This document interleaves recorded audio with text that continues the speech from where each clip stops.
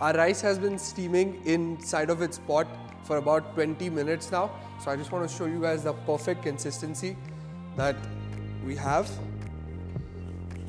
of this rice.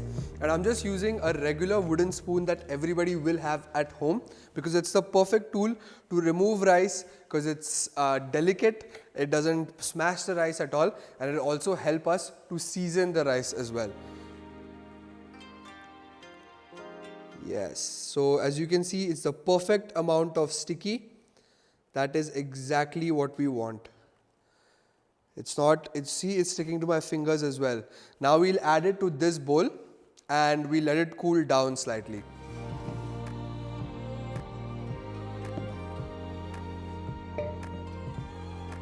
I want to make sure that I'm not taking any of the bits that might have stuck to the bottom.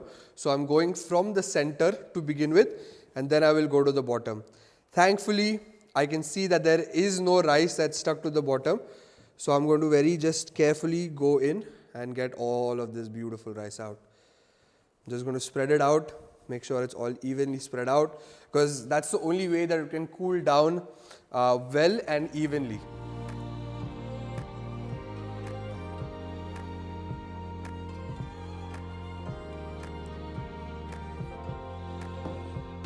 And that's it. I'm just going to move this around a little bit, just so that all of that rice can cool down. So we'll just leave this to cool down slightly for another 10 minutes, and in the meanwhile we'll make our pickling liquid. So as my rice is cooling down, I just move it around ever so lightly, not pressing on it a lot at all, because it's a very delicate rice right now. And you don't want to make it into a rice paste. You want the grains to be, to hold their shape, and just very ever so slightly, just move it around just so that it cools down completely. As that is cooling down, we're going to go ahead and make our seasoning liquid for the rice. So we need about a cup of our rice wine vinegar.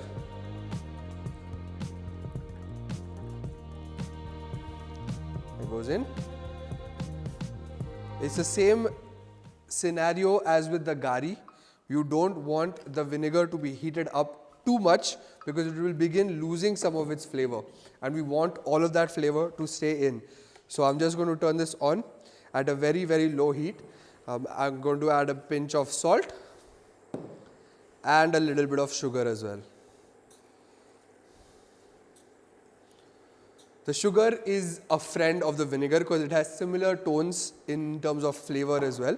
So there will be more amount of sugar than there will be of salt, because you don't want the rice to be salty, but the sweetness can actually help with the flavor of the rice.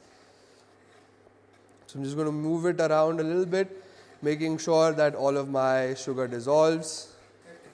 So I'm just moving the liquid around so that I dissolve all of my sugar, but at the same time I don't heat the vinegar up too much either. I can see that there are tiny little bubbles in there, which is what I want. So I'm going to constantly move it, and as soon as my sugar is dissolved, I'm going to turn the heat off. And I see that my sugar is completely dissolved.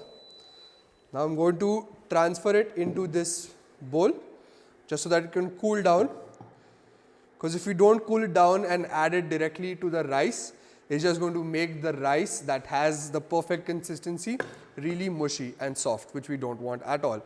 So our perfectly cooked rice and the seasoning liquid for it are both going to cool down to room temperature while we prep all of our vegetables for the sushi. It's time to get rolling, guys. So my rice and my seasoning liquid are both ready to go. What I'm going to do, I'm going to pour this seasoning liquid onto my spoon, so that it drizzles nicely over all the rice, because we want it to be even.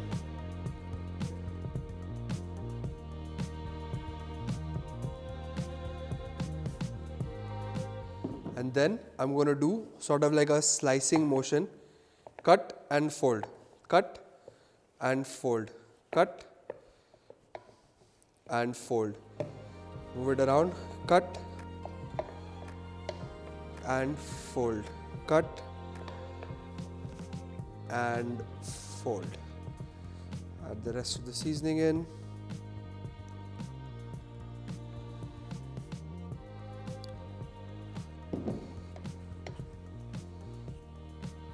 cut. And fold, cut. And fold, cut. What adding this seasoning liquid does is that it starts to separate all of the grains that are stuck together. So I have to pay a lot of attention that all of the small clumps that have formed in the rice, they're all separated as I'm seasoning the rice with the seasoning as well. As you can see, that's a big clump. So I'm just going to gently go ahead and break it up.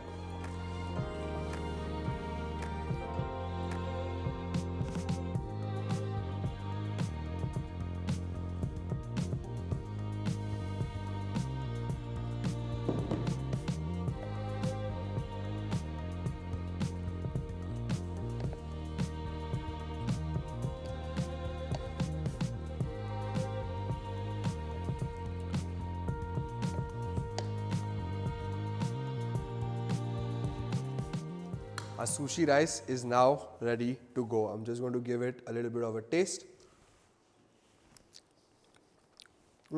It's cooked perfectly. It's got some acidity. It's got some sweetness. And with all of the umami ingredients that we're going to be adding to the sushi, this is going to be absolutely bomb. I'm really, really excited for this.